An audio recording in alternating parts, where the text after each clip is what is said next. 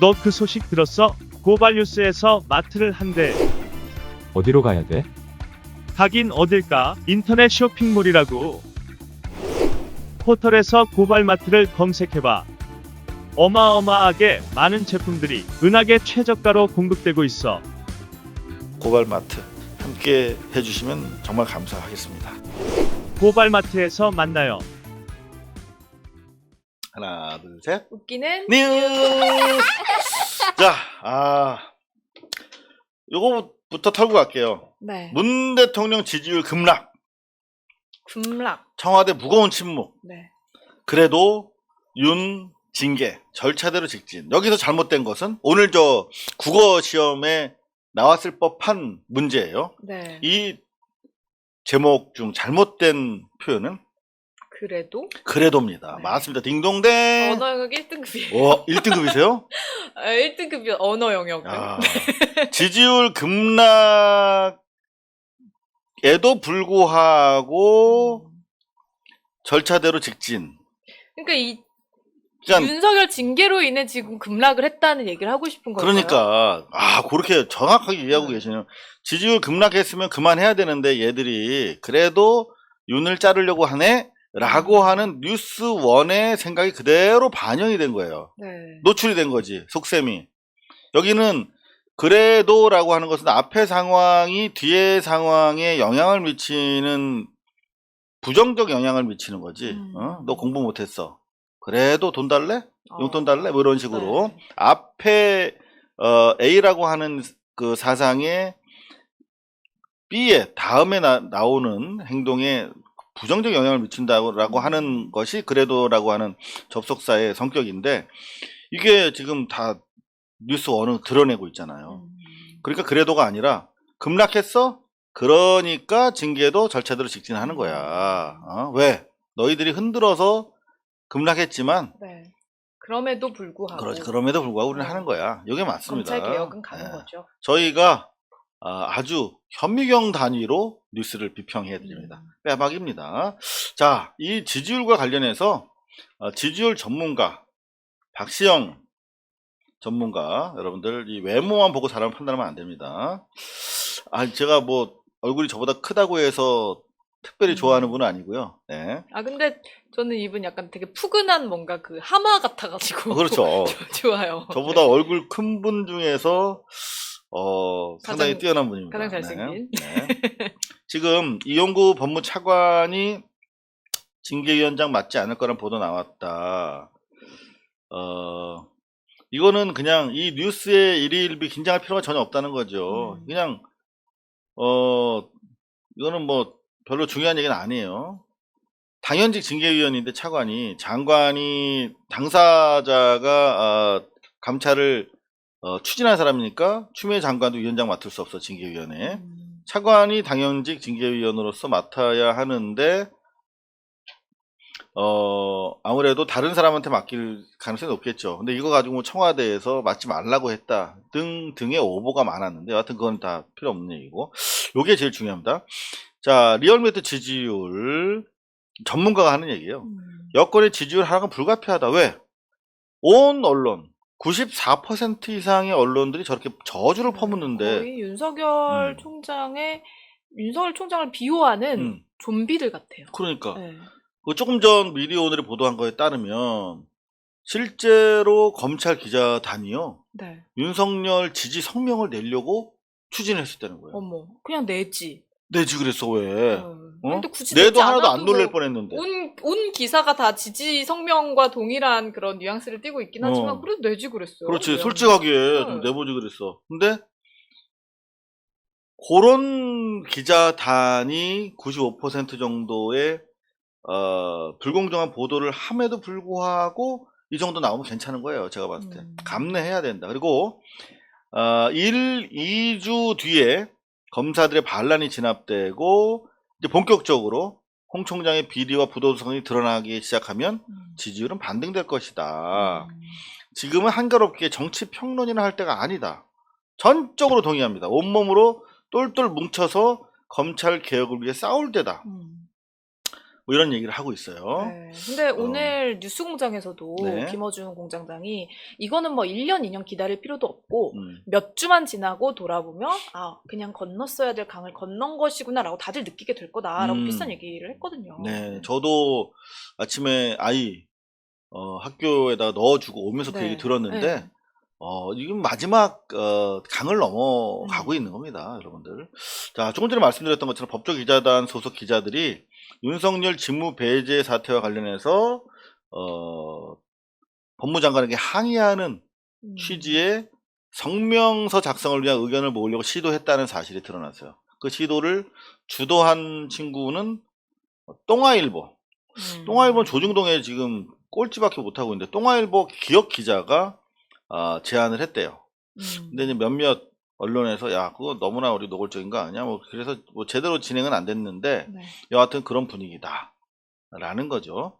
실제로 법조기자단이 성명을 낸 적이 있어요. 1년 전에 PD수첩이 검찰 기자단을 고발하는 방송을 했을 때 성명을 냈던 적이 있었거든요. 네. 이번에 두 번째 성명을 내려고 그랬는데 내지 그랬어. 왜? 그러게요. 시원하게 씹어질 뻔했네 또. 자, 그런가 하면은 지금부터 이건 여러분들 혼자 보시면 혼자 댁에서 뉴스를 보시면 되게 위험합니다. 기왕이면 저희랑 같이 보셔야 될 위험 뉴스 지역이 시작이 됩니다. 네. 자, 요거 자칫 잘못하면 화나기 쉬운 기사예요. 대검 인권정책관실 판사 사찰 의혹 압수수색한 감찰부를 위법으로 조사를 했다고요. 역으로? 대검에서 지금 감찰부는 지금 윤석열을 겨냥하고 있는 부서잖아요. 근데 대검 인권정책관실은 대검 기관이잖아. 네. 근데 윤석열 개인을 위해서 대검 인권정책관실이라고 하는 거를 움직이는 거예요. 그래서 감찰부를 캐겠다는 거지. 야, 이런 말이 안 되는 상황이죠. 그러니까 이게 그 재판부 불법 사찰 의혹으로 이제 대검의 수사정보정책관실을 압수수색하는 그 과정에서 위법이 있었는지를 밝히겠다는 거잖아요. 그러니까 그건 이제 네. 디테일한 구체 내용이 그렇다는 것이고 구조적으로 보면 감찰부에서 윤석열을 감찰하고 있잖아요. 네. 윤석열 개인인데 개인 비리잖아요, 이거는. 근데 대검찰청을 이용해가지고 감찰부를 조정. 이거는 기본적으로 감찰 기능을 마비시키려고 하는 매우 부적절한 일이다. 아니 그렇게 보면 차라리 법세려는 양반이네요. 고발이라도 하잖아요.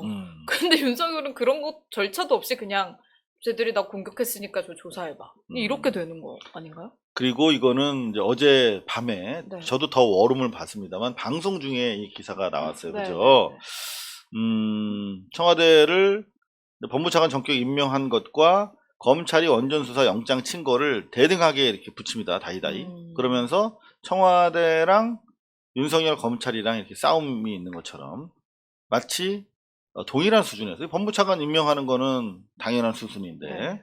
원전수사 영장 이거는 전형적인 조폭식 보복 영장이거든요. 근데 이거를 중앙일보 붙입니다. 일본은 KBS가 썼어요. 네, 산업부 윤석열 공무원. 월성 원전 의혹 산업부 공무원 구속영장 청구하겠다는 거를 이제 승인을 한 거죠. 네, 청구가 네. 그래서 결과적으로 윤 총장의 승인에 따라서 이루어졌습니다. 자, 국과장급 공무원 3명이에요. 아직 발부는 안 된. 발부 여부는 거죠? 아마 이르면 오늘쯤 결과가 나오지 않을까 생각이 됩니다. 이게 기본적으로 말이 안 되는 게 공무원 같은 경우에 무슨 뭐 증거인멸의 우려라든가 도주의 우려도 네. 없고 이게 중형이 예상되는 중범죄도 아닙니다. 이 경우에 맥시멈이 뭐 벌금 정도로 알려져 있는데 이런 상황에 대해서 구속영장을 쳤다 하는 것은 전형적인 그림 만들기, 모양 만들기다. 네, 그쵸. 자기가 이런 식으로 네. 거세게 이 원전 수사를 벌이는 과정에서 유탄을 맞고 자기가 이충공처럼 거북선 위에서 장렬하게 숨졌다. 뭐 이런 스토리를 만들고 싶은 거예요. 자, 저희가 지금 웃기는 뉴스 요거까지 마무리하고 지금 광고 타임이 시작이 됐는데요. 네. 요거까지 마무리하고 진행하겠습니다. 자, 이게 2017년에 이미 감사원의 이번에 경제성 저평가 결론 났다라고 하는 부분을 올라가면 2017년이에요. 이게 박근혜 정권 치하의 행정법원입니다. 뭐 행정법원은 뭐 정권에 큰 부침의 영향이 없다고는 하지만 어찌됐든 간에 박근혜 정권 치하에서 행정법원이 월성 1호기의 수명 연장 허가 취소는 정당하다. 이미 폐쇄했어야 될 원전이다. 왜 이미 폐쇄했어야 되냐면은 이게 중수로용 핵발전소예요. 이거는 안전에 문제가 많고 사용 후 해결료가 5배까지 많아요. 이게 이른바 북한에 있는 이 원자탄 만들기 좋은 사실 중수로거든요. 경수로에서는 원자탄 만들 수 있는 폐기물이 안 나온단 말이야. 여하튼 요거 때문에 안전 문제가 더 있고 안전 문제를 감안해서 재가동시키려고 하면은 오히려 돈이 더 드는. 그래서 안전하게 재가동시키려고 하면 경제성이 상실되는 거야. 따라서 이 폐기는 적정하다라고 이미 2017년에 판결 내린 걸 가지고 감사원이 뒤늦게 국임당과 코드를 맞춰갖고 조기 폐쇄의 문제를 제기하고 그걸 국임당이 받은 거거든요. 이미 이렇게 팩트가 나와 있는데 이따위 지금 언론들의 장난질 때문에 이게 마치 무슨 큰 문제처럼 제기가 되고 있는데 지금 조금 전에 여러분들한테 보여드렸던 것처럼 네. 추미애 장관은 충분히 준비가 돼 있습니다. 자기가 기본적으로 노무현 대통령과의 정말 고통스러운 과거가 있잖아요. 많은 의원들이 참가했습니다만 탄핵과 관련해서 자기가 정치사에 있어서 개인적 정치사에 있어서 가장 후회되는 잘못된 결정이었다. 탄핵을 동참한.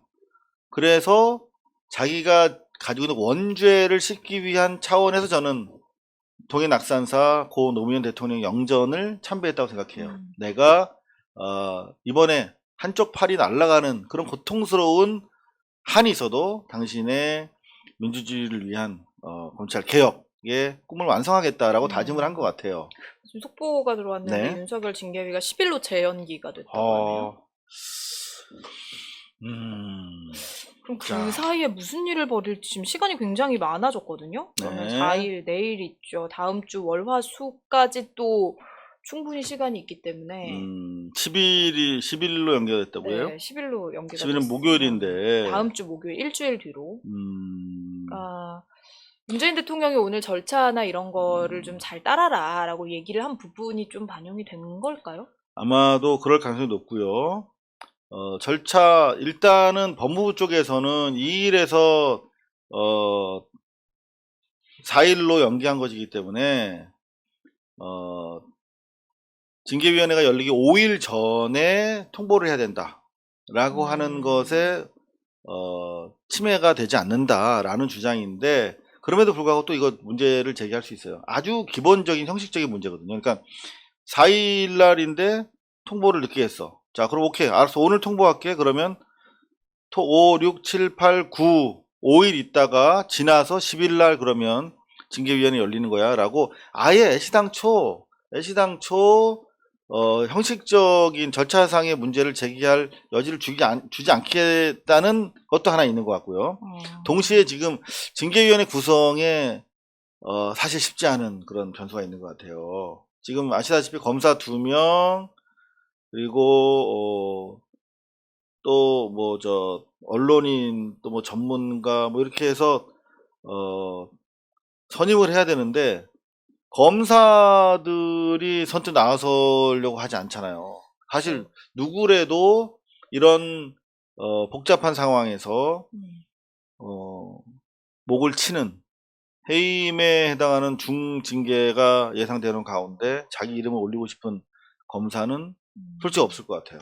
근데 이제 좀 그러니까 인선에 좀 문제가 있어서 시간이 필요한지 않는가 뭐 2가지 정도로 예상을 해볼 수가 있을 것 같아요. 이제 우리는 윤석열 총장을 어떻게든 해임을 하는 것이 음. 검찰 개혁에서 이제 굉장히 중요한 축이다라고 생각을 하게 지금 상황이 흘러가고 있는데 네. 사실 많은 분들이 가장 중요한 거는 공수처 출범이다. 음. 공수처만 출범이 되면 윤석열이 뭘 어떻게 하든지 다 자기 하고 싶은 대로 그냥 하게 두고 나중에 공수처에서 처벌을 하면 된다. 그렇죠. 근데 공수처 처벌이 무산이 되면 이거는 윤석열을 아무리 해임한다 해도 어차피 또 비슷한 사람이 와서 검찰 개혁을 반대를 할 거기 네. 때문에. 근데 다음 주면은 이제 어제 그렇죠. 그러니까 말씀드렸던 12일 것처럼 바로 전날인 9일 본회의장에서 공수처법 개정안이 통과될 가능성이 좀 높은데 실질적으로 사실 공수처 법안 통과는 여당이 작심을 하면 이미 정해진 듀 프로세스를 가면 되는 거기 때문에 크게 연관은 없을 것으로 보이는데 여하튼 간에 대통령이 주문한 대로 법적인 공격이 번연히 예상되는 상황이니까 최대한 그 여지를 빌미를 주지 않기 위한 것과 동시에 징계위원회를 탄탄하게 구성하기 위한 부분이 고려된 것이 아닌가 이렇게 생각이 됩니다. 자, 지금 15,000분 함께 지금 하고 계신데요. 자, 저희가 또 약속을 지켜야 됩니다. 저희 소중한 저희 광고주 산삼진 99 제품 소개를 드리고 이어서 웃기는 뉴스 이어서 가도록 하겠습니다. 산삼 거의 재벌들만 먹던 걸로 맞아요. 알고 있죠. 네. 면역력 강화 비책을 찾는 분들에게 강력하게 추천드립니다. 네이버에서 산삼진 99를 검색해 보시기 바랍니다. 재벌들만 먹던 것으로 알지 산삼 부담 없이 여러분들 만날 수 있는 희소식을 전해드리겠습니다. 네, 이보다 더 귀한 선물이 있을까요? 이 7년근 야생 산양산삼을 한 뿌리씩 해서 사포닌 최적화 공법으로 건조 추출해서 일회용 위생병에 담아 품격 있게 포장을 했습니다. 한 박스 30병은 7년근 산양산삼 20뿌리에 해당합니다. 귀한 분께 평생 잊지 못할 감동의 선물이 될 거라고 자신합니다. 자, 산삼진 99 건강을 약속합니다. 산삼진은요, 산삼은 모든 건강식품의 제왕이라고 할 만한데 산삼진 99가 농약이나 비료 한 톨 없이 해발 600m 이상 야생에서 자란 산양산삼 추출 원액 99%입니다. 우리 손혜원 전 의원님이 유튜브 검찰알바2에서 극찬을 하셨던 제품이기도 한데 저도 봤습니다. 네, 손혜원 의원님 정말 좋지 않으면 추천을 안 하시거든요. 그래서 그 이 작가님 목포도 추천했다가 지금 좀 근데 목포가 이제 돈이 된다는 건 아니고 그렇다고 해서 그러니까 목포를 예쁘고 좋은 문화 곳이다. 예향으로 정말 살리면 정말 좋은 관광 자원이 될 것이다. 네. 라고 막 이렇게. 그래서 이 작가님에게 권했는데 이 작가님이 거절하셨죠. 그러니까요. 네. 자, 특히 이제 손발이 찬 분이나 요즘 유독 피곤함 느끼는 분, 음주가 잦은 분, 면역력이 필요한 분들에게 강력하게 추천을 합니다. 참고로 자연산삼과 산양산삼의 차이는 이렇습니다. 짐승이 산삼 씨를 뿌리고 자연히 키우면 자연산삼이고요. 사람이 산삼 씨를 뿌리고 자연히 키우면 산양산삼입니다. 즉 이 씨 뿌리는 주체만 다를 뿐 자라는 과정은 똑같은데, 자, 그렇다면 자연산삼은 왜 비싸냐? 그러니까 산양산삼하고 다르게 동물이 어디에 씨를 뿌렸는지 모르기 때문에 이거를 신만이가 좀 찾아 헤매야 하는 그런 수고로움이 있기 때문입니다. 그런 차이가 있기 때문에 여러분들 사람이 씨를 뿌리고 자연히 키운 이 산양산삼의 똑같은 거네요, 산삼진 그러니까. 99. 네, 그렇습니다. 자, 드시는 방법 제가 소개해 드릴게요. 아침 공복에 따뜻한 물 한 잔 드신 뒤에 5분 정도 지나서 산삼진 99를 천천히 드시면 좋다고 합니다. 구매 방법 네이버에서 산삼진 99를 검색하시고 현재 40% 할인해서 36만 원인데 요거를 원 플러스 원 해드린대요. 그러니까 한 박스에 18만 원꼴인 거예요. 원래 저희 고발뉴스 시청자분들에게만 이렇게 특혜를 드리려고 했는데 다른 그 진보 민주 진영의 유튜브에도 광고를 하시나 봐요. 난리가 났답니다. 그래서 어쩔 수 없이 눈물을 머금고 모든 분들에게 한 박스에 18만 원. 그러니까 요 한 병이 6,000원 꼴이 되는 거예요. 커피 한 잔 값이랑 비슷하잖아요. 커피 한 잔 값으로 7년근 산삼 거의 한 뿌리를 마시는 셈이 됩니다. 자, 지금 검색창에서 산삼진 99 검색하시거나 혹은 1688-3323 으로 문의하시면 되겠습니다. 저는 이거 어제 제가 잘 때 먹어봤거든요. 네. 방송 때는 확 올라와서 자기 전에 괜찮아요? 먹었더니 너무 더운 거야. 밤에. 네. 그래서 그냥 여기서 정해주신 대로 아침 공복에 저는 먹는 걸로 하겠습니다. 근데 맛이 씁쓸하니 진짜 뒷맛이 달지 않아요. 무슨 정확하게 산삼 한 뿌리를 먹은 느낌이 그대로 입안 가득 납니다. 네. 자, 산삼진 99. 네. 지희 씨는 드셔도 이렇게 확 이렇게 안 올라옵니까? 아니요, 그냥 조금 올라오긴 하는데, 네. 그게 막 뭐 어지럽고, 뭐 음. 약간 뭐 그런 건 있지만, 그래도 뭐 괜찮은 것 같아요, 저는. 음. 그리고 이거를 먹으면 확실히 다음날 아침에 일어날 때 몸이 너무 가벼워서 네. 자꾸 먹게 되네요. 아, 진짜 네. 일거양득입니다. 좋은 방송하시고 산삼. 또 네, 언제 저희가 또 산삼찜도 산삼 먹고. 먹어보겠습니까? 화려와도 매일 먹고. 네. 화려와서 드시고 산산지 99. 저희 좋은 고마운 광고주가 돼주셔서 정말 감사합니다. 그리고 댓글로도 막 이렇게 슈퍼챗도 쏴주시고 산산지 99 사장님 감사드립니다. 저희 광고주를 모시고 있어요. 광고 문의 010-2684-8769 고발마트 네이버닷컴으로 주십사 했거든요. 네. 그랬더니 어떤 분이 연락이 왔어요. 니네 고발뉴스닷컴에 배너 광고가 왜 없냐, 기업 광고가. 그래서 제가 요 기사를 하나 보여드렸어요. 저희가 7년 전에 2013년에 파리크레짱 SPC죠. 여기서 저희한테 광고를 가맹점 인테리어 강요 의혹, 매출 기록 삭제 등 이런 그 SPC 쪽에 그 탐사 보도한 비판적 기사를 실은 적이 있어요. 2013년에. 그 네. 기사를 내려주면 광고를 세게 주겠다. 그래서 저희가 그거를 다 녹음을 해가지고 고발 기사를 쓴 적이 있어요. 그래서 신기해가지고 추적 60분에도 나왔어요. 그 이후로 기업 광고가 없습니다. 그랬더니 네. 되게 신기하게 생각하시면서 어쩌면 광고를 주실지 모르겠다. 뭐 그런 생각을 했습니다. 저희 고발 뉴스는 정당한 광고, 좋은 제품에 대해서 정당한 광고만 받습니다. 저희 고발 뉴스와 함께 가는 좋은 기업 언제든지 저희와 함께 해주시면 저희 고발 뉴스 시청자들도 여러분들을 지지해 주실 거라고 생각합니다. 광고 문의 010-2684-8769 고발 마트로 전화 주시면 되겠습니다. 광고를 저희가 드렸는데요. 오케이 뉴스 바로 이어가도록 하겠습니다. 요거 웃을 준비 되셨나요? 네, 뭔가요? 가겠습니다. 빠밤. 대통령이 동문인 게 부끄럽다. 경희대 대나무 숲에도 비판 글이 나와. 네. 경희대 대나무 숲에 네. 익명으로 음. 한 학생이 올렸나봐. 근데 이거를 그것도 또 재학생으로 추정되는 글쓴이야. 애끼 이 사람들아. 뭐 하는 거야?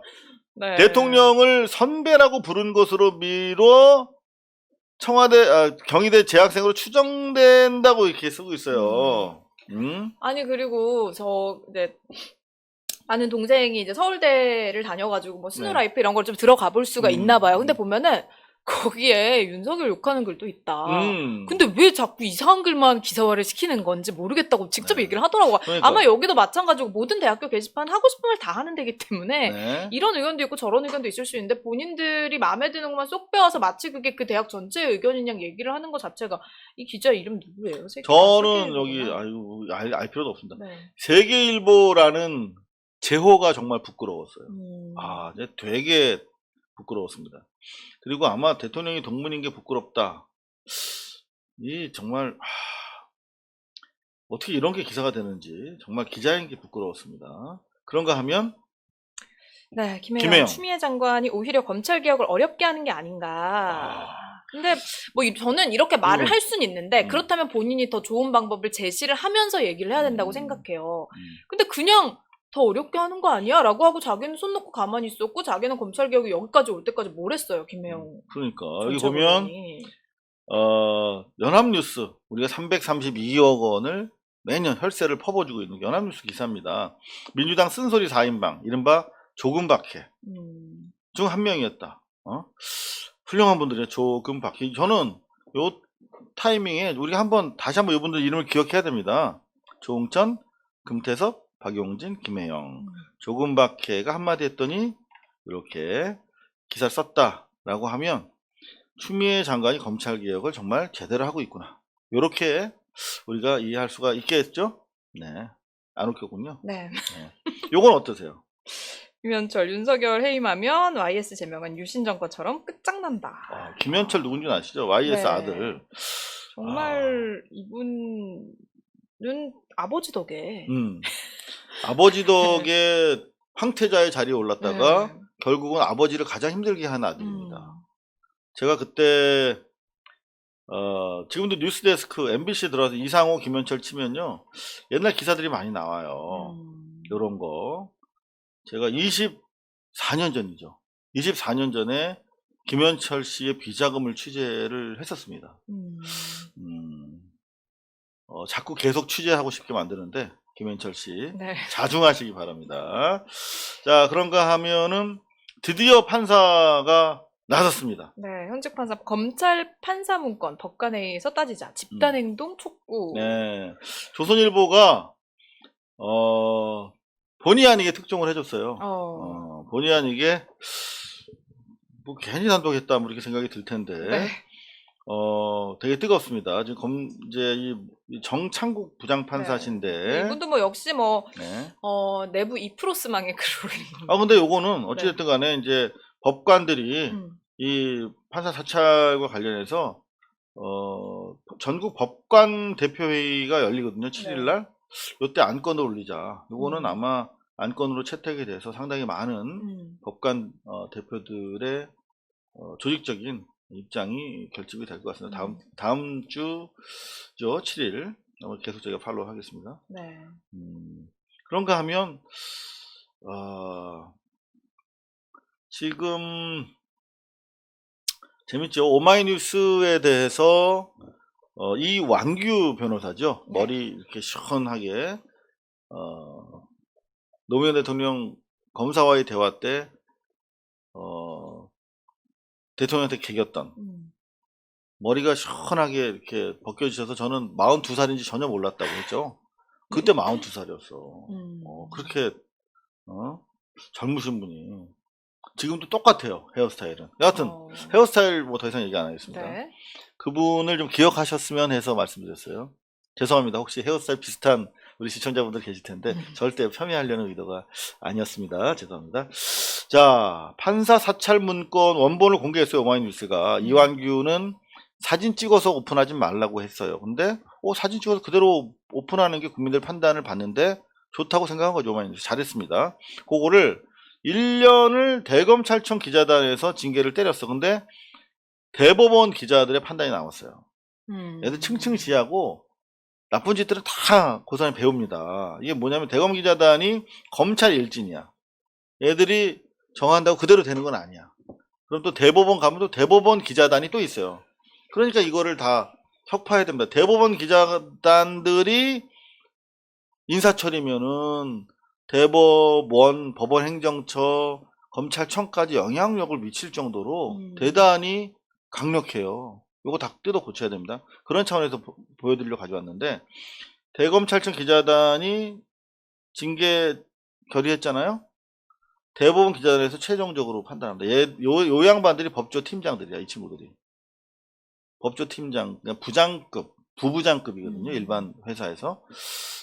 요게 이번 주 중으로 결정이 날 것 같습니다.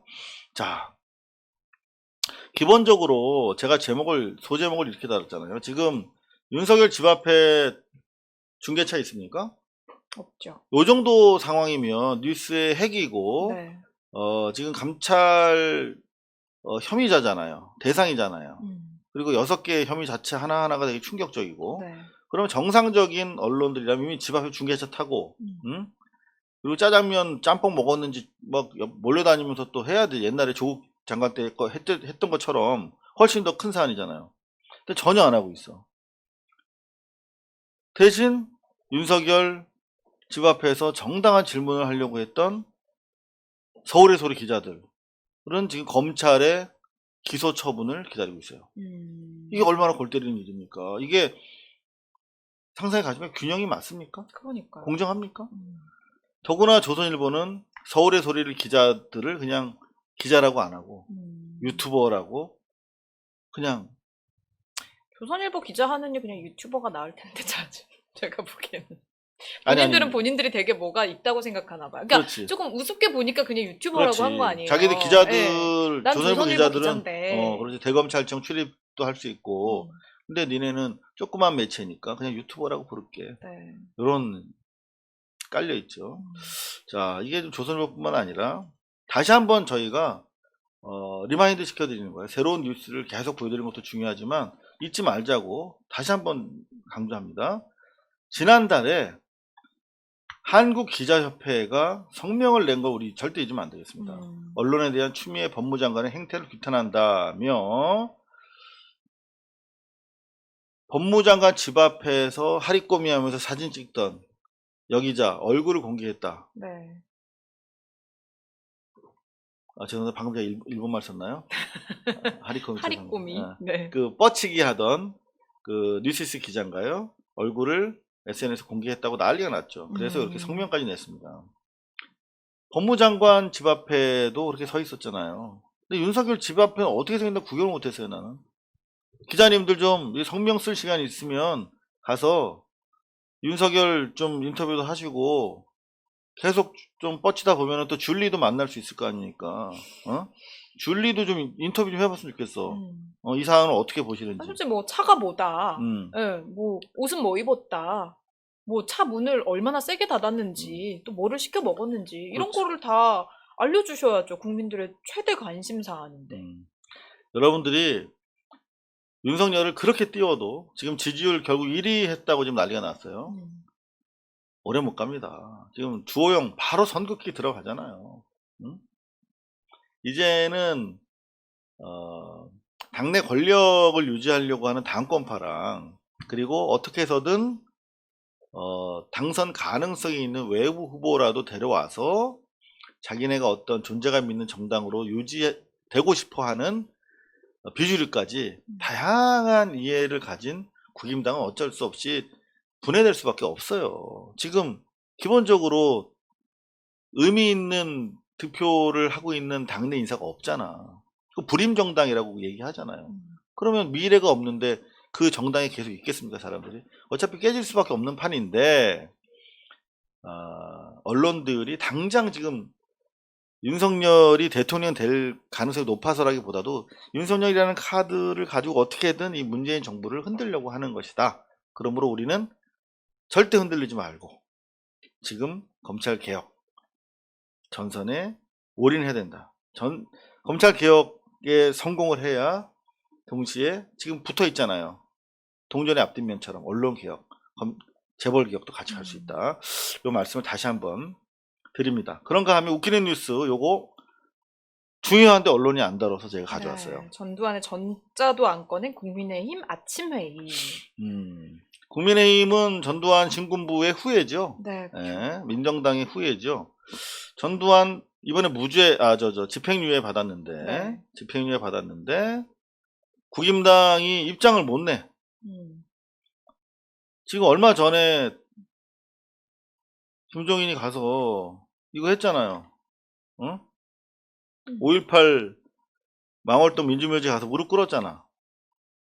어떻게든 뭐 좀 표를 얻어보려고. 근데 이거 악어의 눈물이다라고 우리가 다 얘기했지만 결국은 바로 드러나잖아요. 아무런 논평도 못해. 그러더니 이게 오후인가? 오후 늦게 2주를 냈어, 논평을. 이거 아마 언론에는 안 나왔을 겁니다. 뭐라고 냈냐? 오늘 법원의 판단을 대변인 구두 논평이야, 그나마. 이게 뭐 문자 논평이 아니라 오늘 법원의 판단을 존중하며 역사적 의미를 국민과 함께 엄중히 받아들인다. 광주 시민의 치유와 국민 통합을 위해서 계속 정진해 나간다. 이 2마디 딱 냈습니다. 기본적으로 청산돼야 될 과거로부터 분리되지 못한 정당, 그리고 미래를 위한 희망을 잉태하지 못하는 불임정당, 그 정당과 마지막 브루스를 추고 있는 언론, 저희가 정확하게 목도를 해야 될 것 같아요. 근데 중요한 건 뭐냐면 전두환에 대해서 국힘당이 정면으로 이렇게 아직까지 공격을 못하는 거는 전두환을 끼고 가야 되는 정치적 자산이기 때문인 거예요. 아직까지 전두환을 지지하고 그 전두환의 마수에서부터 벗어나지 못하고 있는 많은 TK 지역을 비롯해서 많은 유권자들이 있잖아요. 그리고 기득권의 본류에 가면 다 전두환 키즈들이거든요. 전두환 독재 때 오늘날 재벌 기업의 틀거리가 완성이 된 거거든요.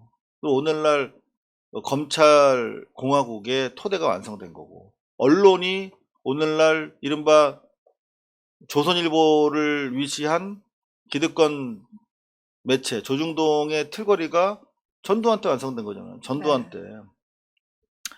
제가 실제로 이거 경향신문이 참 제대로 보도하던 시절이 있었어요. 7년 전 13년에 전두환 비자금 12년 동안 추적해온 이상호 기자, 이렇게 해서 인터뷰를 해준 적이 있어요. 그러니까 저는 전두환 비자금 거의 20년째 추적하고 있는 것이네요. 전두환 그때 취재 많이 했죠, 제가. 네. 경향신문에서 인터뷰할 정도로. 그런데 이때도 똑같은 옷을 입고 사진 찍으셨나요? 네, 그때도 똑같은 옷입니다. 저 옷이 이 옷입니다. 아, 색깔이 좀 다른가? 아니고. 아니, 똑같은 것 같아요. 똑같은 네, 옷입니다. 똑같아요. 네. 그렇군요. 제가 전두환 이 인터뷰 요지는 뭐냐면, 여기 있잖아요. 지금까지도 제 7년 전에 한 인터뷰인데 그대로 저는 사실이 확인되고 있다고 생각합니다. 정당, 검찰, 재벌, 언론사들을 주도하는 신군부 엘리트들의 견고한 스크럼이 무너져야 되는데, 이 정당, 검찰, 재벌, 언론사를 옹의를 받아서 세워진 신군부의 권력 구조가 그대로 유지가 되고 있다는 거예요. 지금도. 그렇기 때문에 전두환에 대해서 국힘당이 함부로 말을 못하는 겁니다. 제가 전두환 취재하면서, 비자금을 취재하면서 중동에서 전화를 받은 적이 있어요. 중동의 사업가의 한국 사람인데, 네. 7년 전에 자기가 비자금을 담당했댔대요. 중동 건설 현장에서 전두환 각하를 위한 별도의 비자금을 조성하던 회계 책임자래요. 그래요? 그러면 제보해 주세요. 저희가 보도할게요. 그랬더니 아직도 전두환 비자금을 찾을 준비가 안 됐다는 거야, 대한민국은. 왜요? 그랬더니 어차피 이거 보도하면 검찰에서 나서야 될 텐데 검찰이 다 장악되어 있기 때문에 안 된다는 거예요. 뭔 소리예요? 검찰이 장악되어 있다니요. 저희가 보도하면 돼요. MBC에서 열심히 할게요. 그랬더니 아니래, 웃기지 말래. 그러고 끊었어요. 그리고 나서 제가 얼마 뒤에 전두환 집 앞에서 전두환 무궁화 대훈장이라는 거 뺏기 위해서 취재하다가 체포된 적이 있거든요. 정당한 인터뷰하러 갔다가 제가 공무집행 방해 혐의로 수사를 받으면서 알게 됐어. 검찰에서 너무나 고강도로 수사를 하는 거야. 저는 인터뷰하러 간 MBC 기자인데도. 네. 그래서 그때 검사가 기뜨문해지더라고요. 윗분들이 관심이 너무 많아가지고 저희가 이상호 기자 뭐 조사할 건 다 했는데 그래도 저희가 몇 번 더 불러야 됩니다. 그리고 되게 고강도로 조사를 받았어요. 그래서 여기 보면 전두환 공무집행 방해 혐의로 제가 계속 재판받은 게 되게 많잖아요. 여기 보면 검찰의 공무집행 방해 혐의로 검찰이 기소했어. 난 검찰이 기소할 거라고 상상도 못했거든요. 네. 그 무죄 받았죠. 2013년에. 2012년에 기소돼서 13년에 무죄 받았죠. 그리고 나서 대법원까지 가서 대법원에서 재판을 안 해주는 거야. 이게 전두환은 함부로 못 건드려요. 대한민국은. 검찰도 법원도. 그래서 제가 마지막에 최종 무죄 받은 게 2019년인가 그렇습니다. 그래서 7년 만에 재판 받고 7년 만에 최종적으로 대법원에 무죄 받았어요. 그렇게 괴로웠습니다. 전두환은 저한테는 살아있는 어마어마하게 무시무시한 권력이에요. 그때 제가 무죄 선고받고 333만 원 보상받았거든요. 이걸로 저희 김성호 변호사 고기 먹고 저희 취재비로 썼습니다만 너무 적은 거 아니에요? 여전히 현실적인 네.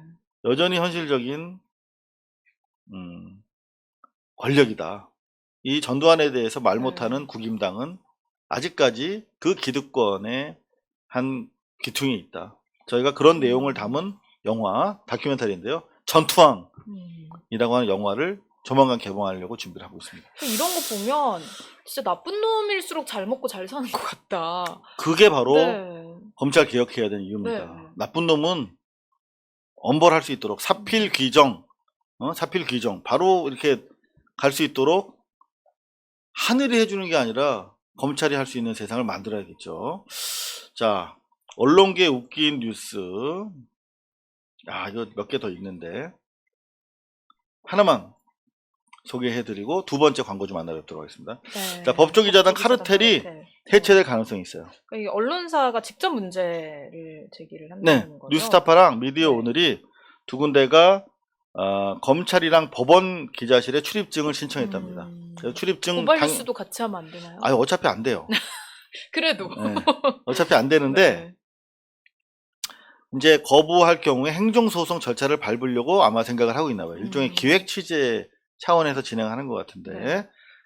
민변에서는 또 헌법소원까지 공익소송 차원에서 진행을 한다고 합니다. 그러니까 요거 진행 상황을 저희가 계속 알려드릴게요. 그래서 이번 기회에 법조기자단부터 해체하고 전반적으로 언론 개혁 차원에서 전 출입부서에 기자실이 없어지고 과거 노무현 정부 때 말기에 진행했던 취재지원 선진화 방안 브리핑 룸을 훨씬 더 활성화시키는 겁니다. 일반 유튜버들도 와서 편하게 방송할 수 있도록 말이죠. 자, 저희가 두 번째 광고주 소개해 드리도록 하겠습니다. 바로 여러분들 좋아하시는 노키친인데요. 네. 네. 자, 오늘 특별히 저희가 옛날 떡볶이와 수제전을 소개해 드릴 텐데 광고 요정이 아니라 광고 손이 등장을 합니다. 자, 광고 손 모델이 등장을 합니다. 네.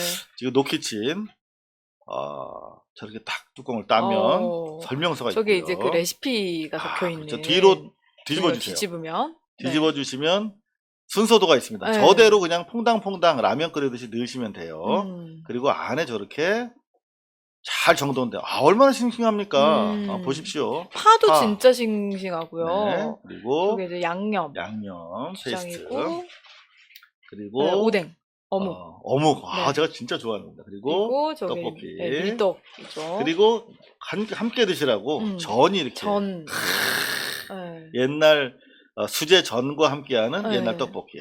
저 전도 엄청 두껍고 재료가 두껍습니다. 진짜 실하거든요. 이게 지금 2인분이라고 하는데 이게 말이 됩니까? 4인분입니다. 4분이서 드실 수 있는 분량이 네. 되겠습니다.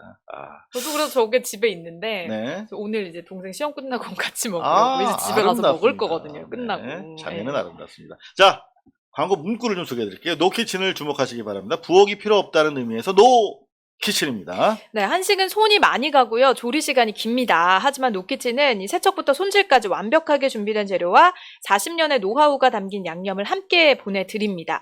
레시피대로 데우고 볶기만 하면 유명 맛집에 굳이 갈 필요 없는 명품 요리가 탄생을 합니다.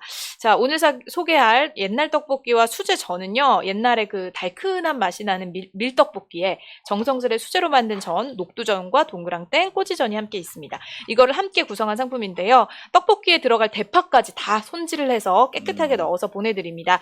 받은 후에 이 친절한 레시피가 시키는 대로 아까 보셨죠? 그냥 물 넣고 끓이기만 하면 완성이 됩니다. 수제전 3종과 함께 전 부칠 때 필요한 식용유도 같이 보내드리니까 정말 아무런 그러니까 불만 있으면 됩니다. 그릇이랑 불만 있으면 돼요.